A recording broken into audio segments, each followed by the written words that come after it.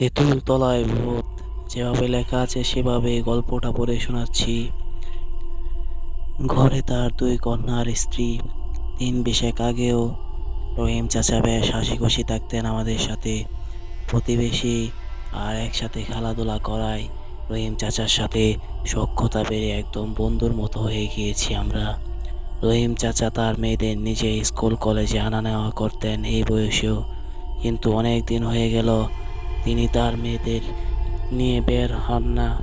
মাঝে মধ্যে কলেজ পড়ুয়া বড় মেয়েটাকে দেখা গেলেও তার ছোট মেয়েটাকে অনেক দিন দেখিনি, অথচ তিনি বেশিরভাগ সময় ছোট মেয়েটাকে নিয়েই বের হতেন। ফণির ভাইয়ের দোকানের সোজা ঠিক অপর প্রান্তে একটা একটা পাগল দেখা যাচ্ছে। দিন 10 হলো পাগলটা সারাদিন প্রলাপ বকতে থাকে আর মাঝবয়সী যুবক ভাইদের গালাগালি করতে থাকে অকথ্য ভাষায়। তাই বেশ অল্প দিনেই পাগলের উপস্থিতি আর পরিচিতি লক্ষ্য করছে সবাই। দিনরাত পাগলটা ওখানেই থাকে। কেউ কেউ শুকনো রুটি ছুঁড়ে মারে, কেউ বিস্কুট দেয়, কিন্তু পাগলটা খেতে চায় না। এক মনে তাকিয়ে থাকে তেঁতুল তলার প্রাণে। তিনি আশ্চর্য হয়েছিলাম যেদিন পাগলটাকে প্রথম দেখেছি। দেখতে অনেকটা সিমিনের মতো লাগে। ওর মতো টানা টানা চোখ, মুখ মুখ সব কিছুই প্রায় একই। ঠোঁটের কোনো যেখানটায় সিমিনের একটা তিল থাকে আছে, আর পাগলটার সেখানে কাটা দাগ। সিমিন হচ্ছে রহিম চাচার 10ম শ্রেণীতে পড়া ছোট মেয়েটা। ওর বিষয়ে এত জানার কারণ হচ্ছে অজানা কারণে সিমিনকে খুব ভালো লাগে আমার। রহিম চাচা ওরে নিয়ে যখন স্কুলে যেত তখন খুব ভালো প্রতিবেশীর ভূমিকায় আমিও রহিম চাচার সাথে কথা বলতে বলতে তাদের সাথে আগাতাম। কেন জানি না, সিমিনের আশেপাশে থাকতে আমার বেশ ভালো লাগতো। সিমিনও মাঝে মধ্যে কেমন একটা অন্যরকম চাহনি নিক্ষেপ করতো আমার প্রাণে। তাই বুকের ভেতর এত ভালো লাগতো, যার তুলনা আমি অন্য কিছুতেই পাইনি। অনেক দিন ধরে সিমিনকে রহিম চাচার সাথে দেখছি না, আর তাকে জিজ্ঞেসও করতে পারছি না যদি সে অন্য কিছু ভেবে বসে ওই ভয়ে। কিন্তু হঠাৎ করে ওর মতো দেখতে পাগলটাকে দেখে আমার কেন যেন পুরো দুনিয়াটায় অন্ধকার হয়ে এসেছিল। যখন দেখলাম ঠোঁটের কোণে তিলের জায়গাটা কাটা, তখন থেকে মনের ভেতর অন্যরকম ভাবনা চলে এসেছে আমার। তড়িঘড়ি করে রহিম চাচাকে ডেকে এনে যখন দেখলাম, দেখুন চাচু, পাগলটাকে দেখতে একদম সিমিনের মতো মনে হয় না? কি কক্ষই, ধুর, কি যে বলো তুমি! সিমিন তো ঘুমাচ্ছে, ও এখানে আসবে কি করে? কি বলেন চাচা, এই সন্ধ্যাবেলায় ঘুমাচ্ছে? ও তো এখন সবসময় ঘুমায় বাবা, নিস্তেজ হয়ে। মানে কি বলছেন? কি? কই না, কিছু না। বলছি একটু অসুস্থ তো, তাই বেশিরভাগ সময় ঘুমিয়ে থাকে কিনা তাই। কি হয়েছে চাচা সিমিনের? ও ঠিক আছে তো, নাকি এমনিতে জ্বর হয়েছে? ওর অসুস্থতার কথা শুনে আমাকে বিচলিত হয়ে প্রশ্ন করতে দেখে চাচা আমার দিকে আর চোখে তাকালেন, কিন্তু কিছু বললেন না। তেমন কিছু না, সুস্থ হয়ে যাবে, সমস্যা নেই। আমি বুঝলাম না পাগলটাকে আমি সিমিনের মতো বলায় চাচা অমন ভাবে ঘাবড়ে গেলেন কেন। আর সিমিন অসুস্থ এতদিন আমাদের বললেনও না, হবে হয়তো বলার প্রয়োজন মনে করেননি। কিন্তু সিমিনের কি হয়েছে বুঝতে পারছি না। পুলিশ কাল রাত থেকে খুব কড়াকড়িভাবে এলাকার লোকজনকে জিজ্ঞাসাবাদ করা শুরু করে দিয়েছে। 3টা খুন হলো পরপর 3 দিন বাদে, 9 দিনের ভেতর, অথচ খুনিকে এখনো ধরতে পারছে না তারা। সংবাদ মাধ্যমের লোকজন প্রায় এসে পুলিশের ব্যর্থতার কথা তুলে ধরছেন, আর তারা এটাও বলছেন যে 12 দিনের মাথায় যদি তেঁতুল তলায় আরেকটা লাশ ঝুলতে দেখা যায় তাহলে পুলিশ কি করবে। এই নিয়ে এলাকার অবস্থা বেশ গরম। শুনলাম কাল রাত থেকে এখন দুপুর অবধি যাদের সাথে কথা বলে সন্দেহজনক মনে হয়েছে। তার ভিতর থেকে 10-15 লোকজনকে থানায় নিয়ে গেছে পুলিশ। বিকেলে বাসার জন্য ডিম কিনতে গিয়ে দেখি তেঁতুলতলার দিকে যাচ্ছে সবাই, আর বলাবলি করছে মিন্টু ভাইকে কে জানি মেরে তেঁতুলতলায় ঝুলিয়ে দিয়েছে।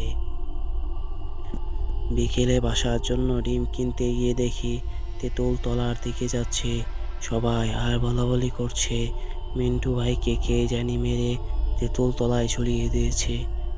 মিন্টু ভাই এলাকায় মোটামুটি পরিচিত একজন ব্যক্তি।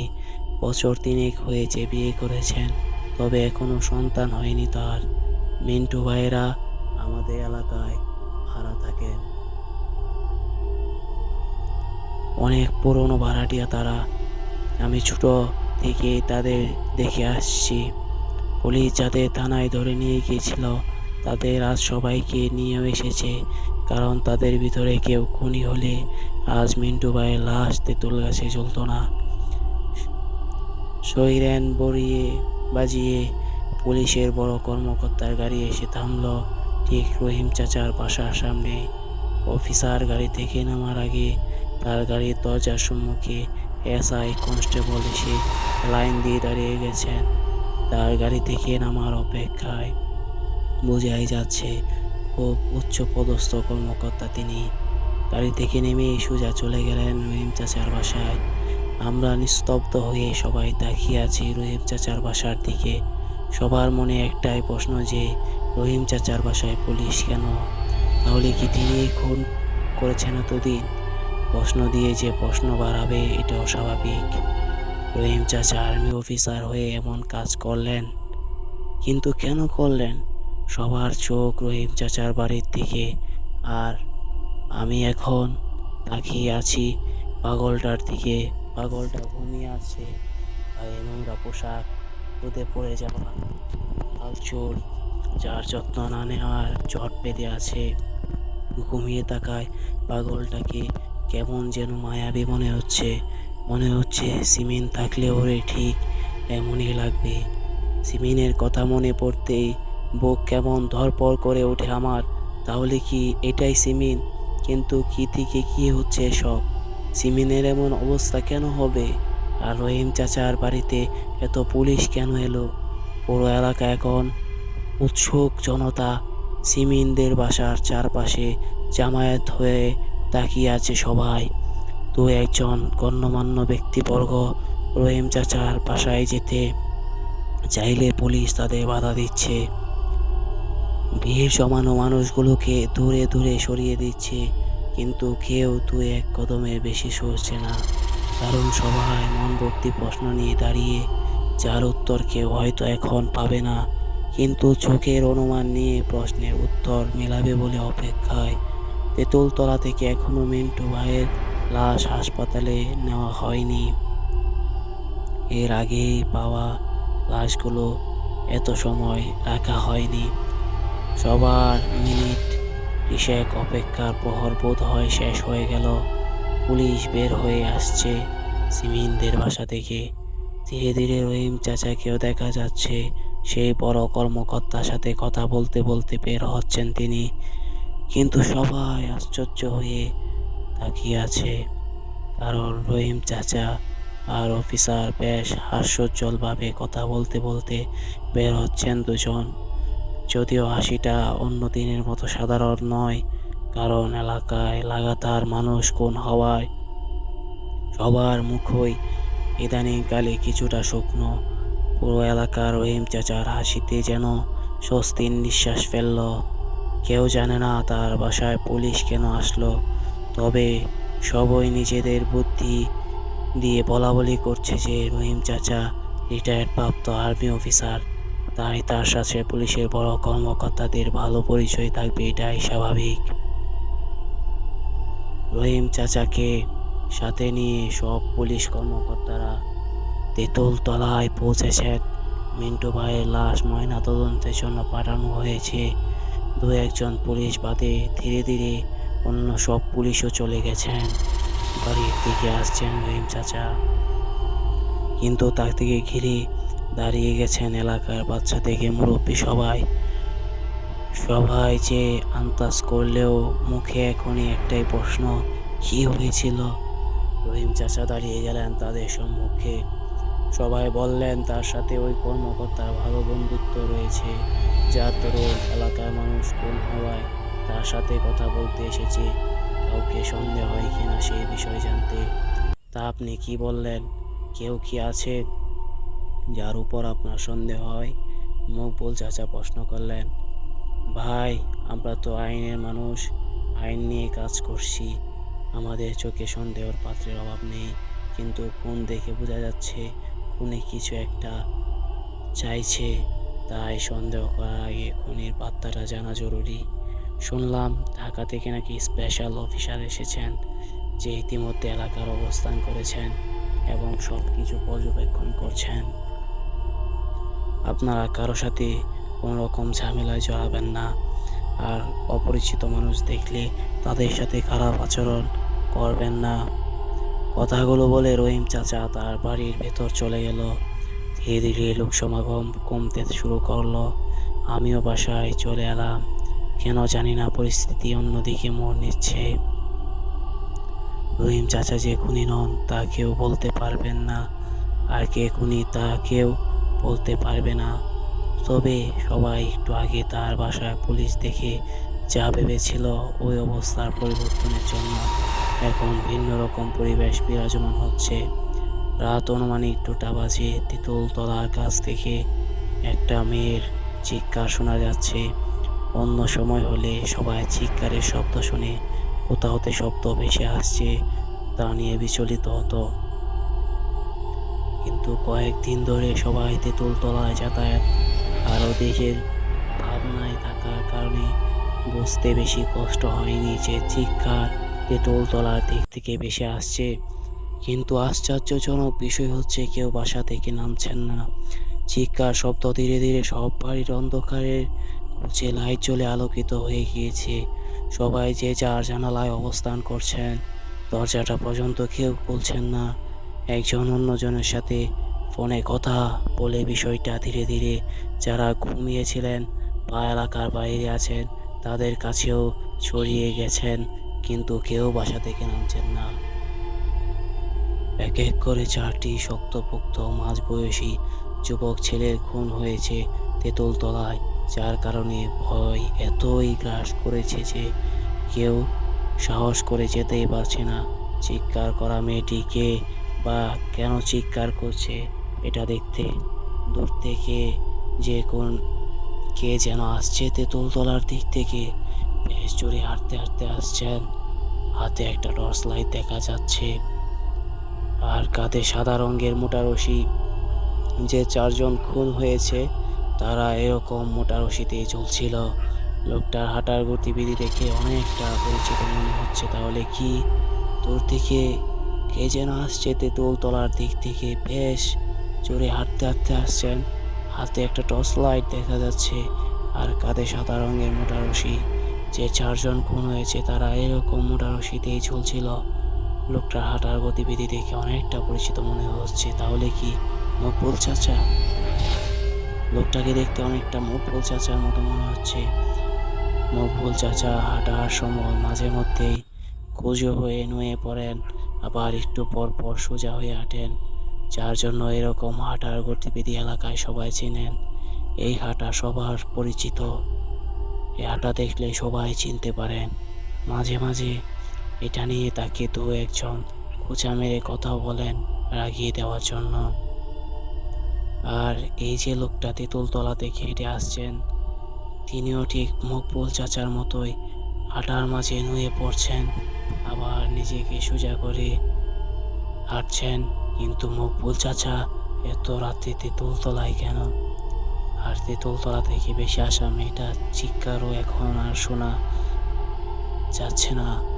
আস্তে আস্তে মেয়েটার আওয়াজ কমে গেল, আওয়াজ কোথায় যেন হারিয়ে গেল। পুলিশ না আসা অবধি পর্যন্ত কেউ মকবুল চাচার বাসার সামনে থেকে সরেনি। সবাই মকবুল চাচার বাসা চলে গেলেন। পুরো বাড়ির চারপাশে নিজেরাই পাহারা দিয়েছে। কিন্তু অবাক করা বিষয় হচ্ছে মকবুল চাচার দরজায় কড়া নাড়ার পরে তিনি নিজেই বাসার দরজা খুলে বেরিয়েছেন। কে কি বলবে কিছুই বুঝে উঠতে পারছে না কেউ। পুলিশ মকবুল চাচাকে বিভিন্নভাবে জেরা করেও কিছু সন্দেহজনক আন্দাজ করতে পারেনি। আবার কেউ মকবুল চাচার চেহারায় দেখেনি, শুধু হাঁটার গতিবিধি দেখে সন্দেহ করছে। তাই প্রমাণ না থাকায় তাকে সবাই তেঁতুলতলার চললেন এবং ইতিমধ্যে ঘটে যাওয়া সব কিছু খুলে বললেন। প্রথমে মকবুল চাচা চেঁচিয়ে উঠলেন যে তার অমন হাঁটার জন্যই হয়তো সবাই মজা নিচ্ছে, কিন্তু পুলিশ আর সকলের মুখে তাকিয়ে তার গলা শুকিয়ে কাঠ। তিনি নিজেও ভয়ে জড়সড় হয়ে গেছেন। আর তার মতো দেখতে খুনির অবস্থা শুনে মেয়েটার চিৎকারের সন্ধানে যে দুজন পুলিশ আগে তেঁতুলতলায় গিয়েছেন, তারা সেখানে কোনো মেয়ে খুঁজে পাননি, কোনো মেয়ে শব্দও পাননি, কোনো মানুষজনের চিহ্ন নেই তেঁতুলতলায়। অথচ পুরো এলাকা ওখান থেকে ভেসে আসা চিৎকারের জেগে উঠেছে। আশেপাশে ভালোভাবে দেখেও কোনো হদিস পাওয়া গেল না কোনো মেয়ের। হয়তো কোথাও চলে গেছে মেয়েটা, কিন্তু কি হয়েছিল এখানে? মকবুল চাচার মতো দেখতে লোকটা আসলে কে? আর এখানে কোনো মেয়ে ছিল? কি হয়েছে মেয়েটার সাথে? মন ভর্তি উত্তরহীন প্রশ্ন নিয়ে সবাই যে যার গন্তব্যে চলে গেলেন, কিন্তু কেউ জানতেন না তাদের জন্য সকালে কত বড় চমক ছিল। আমি সকাল 9টা নাগাদ বের হয়েছি। বাসার প্রয়োজনে দোকানে একটু দূরে যাওয়া সত্ত্বেও পনির ভাইয়ের দোকানে গেলাম, কারণ ওখানে সিমিনের মতো দেখতে পাগলটা রয়েছে। কেন জানি না, ওরে দেখলে আমার সিমিন মনে হয়। আর অনেকদিন সিমিনকে না দেখায় মনের ভিতর অনেক অজানা ভাবনা চিন্তা উকি দিয়ে যাচ্ছে। সব সময় দাঁড়িয়ে পণ্য নিয়ে বাড়ি ফেরার পথে হাঁটছি, কিন্তু এমন সময় দেখলাম রহিম চাচা সিমিনকে নিয়ে বের হচ্ছেন। আমি যেন হাঁটার শক্তি হারিয়ে ফেলেছি। ওরে সুস্থ স্বাভাবিক দেখে মনের ভিতর কেন অজানা জল্পনা কল্পনা ভেবে বসে যাচ্ছে না। তবে কি মেয়েটাকে মেরে ফেললো? তবে মকবুল চাচার চেহারা দেখা যাচ্ছে না। শীতের পোশাক পরে বের হয়েছেন বোধ হয়। হুডি টুপি দিয়ে মাথায় ঢেকে রেখেছেন আর মাথা নিচু করে হাঁটছেন, যার জন্য তার চেহারা দেখা যাচ্ছে না। লোকটা হাঁটতে হাঁটতে ঠিক মকবুল চাচার বাসার সামনে এসে দাঁড়ালেন, কিন্তু ভিতরে ঢুকলেন না। এলাকার মানুষজন নেমে তাকে ধরতে আসতে পালিয়ে গেলেন রাতের অন্ধকারে। তৎক্ষণাৎ সবাই বলে উঠল পুলিশে খবর দিতে। যে বাবা সেই কাজ। পুলিশ এলো, তাদেরকে সব খুলে বলার পরে তারা প্রথমে তেঁতুলতলার দিকে যেতে নিলেও সবাই গেলেন না, কারণ তেঁতুলতলা একদম নিস্তব্ধ এবং জনমানবহীন। সবাই তেঁতুলতলায় যেতে অনেক ভয় পেত, কারণ পরপর অনেকদিন যাবত এই তেঁতুলতলায় খুন হচ্ছে। আর খুনগুলো কোনো স্বাভাবিক খুন না, যেহেতু ফাঁসিতে খুন হয়েছে, অনেক ভয়ঙ্কর খুন ছিল। আর একটা মেয়ের শব্দ তেঁতুলতলা থেকে শোনা গেছিল, সেই কারণে সবাই গেলেন না। কিছু সংখ্যক তেঁতুলতলায় আর কয়েকজন মকবুল চাচার বাসায় গেলেন। পুলিশ না আসা অব্দি কেউ মকবুল চাচার বাসার সামনে থেকে সরেনি। মকবুল চাচার বাসার সামনে সবাই দাঁড়িয়েছিল। পুরো বাড়ির চারপাশে নিজেরাই পাহারা দিয়েছি।